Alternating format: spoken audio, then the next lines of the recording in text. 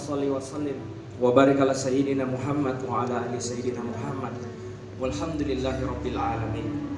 Di malam itulah teman-teman semuanya, Rasulullah kita Muhammad bin Abdullah berubah menjadi Muhammad sallallahu alaihi wasallam. Allah angkat derajatnya, naik sebagai manusia terbaik di atas seluruh manusia, lintas zaman, lintas tempat, di mana Allah menurunkan ayatnya, Iqra, baca wahai Muhammad, baca dengan menyebut nama Tuhanmu, Bismi rabbikal ladzi khalaq, Tuhan yang menciptakanmu. Rasulullah kemudian berkata, Maha Nabi Qori, Maha Nabi Qori, Iqra, Maha Nabi Qori, Iqra bismi rabbikal ladzi khalaq, khalaqal insana min 'alaq.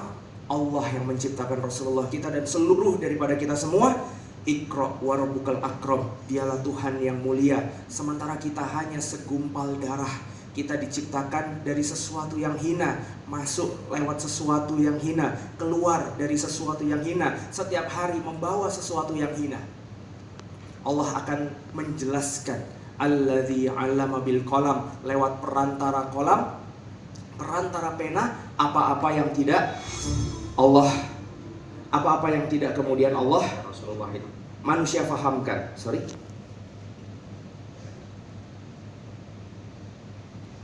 Jadi teman-teman sekalian, kita harus paham bahwa ittiba kepada Quran itu tidak hanya cerita tentang bagaimana kita memposisikan Al-Quran semau kita. Ketika kita takut misalnya, kita kemudian pajang Al-Quran. Ketika kemudian kita takut, kita baca Al-Quran. Ketika kita punya hajat-hajat tertentu, kemudian kita membaca amalan-amalan tertentu untuk memenuhi hajat kita. Bukan demikian positioning Al-Quran pada saat turunnya.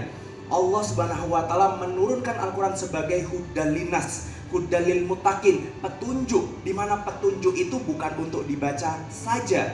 Dibaca sudah luar biasa, tapi tidak cukup sampai di situ. Petunjuk adalah sesuatu yang harus diterapkan untuk menjadi solusi, sehingga permasalahan yang dihadapkan Rasulullah itu atau di hadapan kita semua itu kemudian sirna.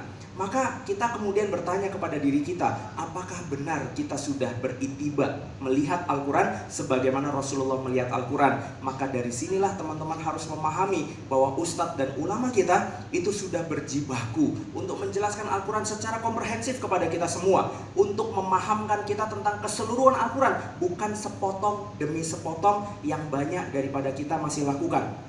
Islam itu yang penting sholat mas, karena Islam itu kan singkatan ya. I apa? Isya. Kalau S subuh, L-nya lohor. Ya lohor, orang Betawi masih kan ya. Nah kalau A asar, M maghrib. Jadi kalau sudah sholat 5 waktu berarti sudah Islam.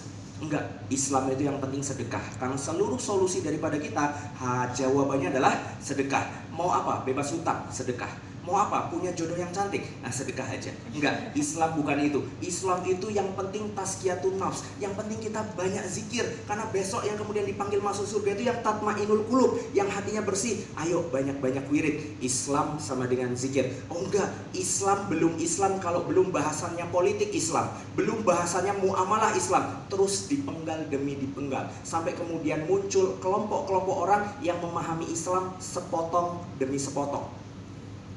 Islam itu yang penting sunnah mas, kalau nggak sunnah itu nggak Islam. Islam itu mah yang penting kemudian ikut ustadz yang ini mas, kalau nggak ikut ustadz yang ini itu kamu belum belajar Islam sebetulnya. Ini yang kemudian jadi problematika kita. Maka di sini kita ingin menyampaikan kepada teman-teman semua bahwa ustadz-ustadz kita sudah berjibaku untuk menjelaskan Islam secara menyeluruh.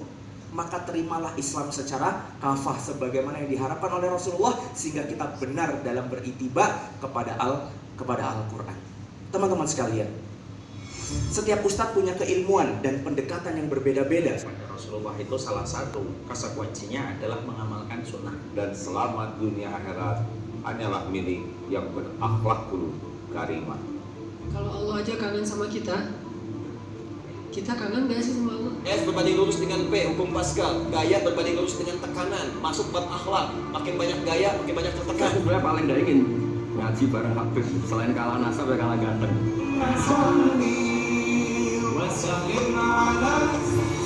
Ada yang sesuai dengan mau kita, tapi ada juga yang membuat kita takut untuk menerima. Banyak yang salah paham dengan poligami, padahal ini adalah hukum Allah. Ini cikal bakalnya. Maka kemudian muncullah trinitas.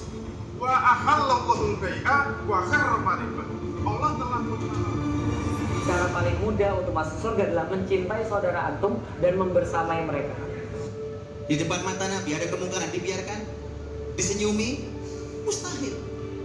Itu kaidah-kaidah dalam Islam. Maka jarak masa antara kalian dengan kiamat sudah sangat dekat.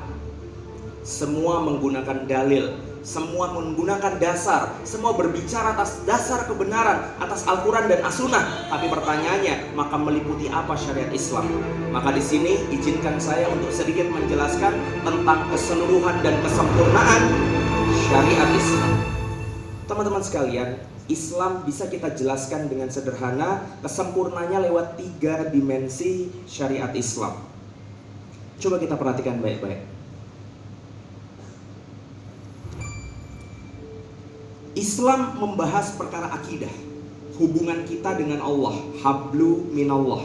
Ketika kita kemudian bersyahadat asyhadu alla ilaha illallah wa asyhadu anna muhammadar rasulullah, kita wajib mengimani yang 6 daripada Allah, Rasulullah, kitabullah, qada qadar, malaikat, ya, hari akhirat, hari kebangkitan. Itu adalah bagian daripada apa yang harus kita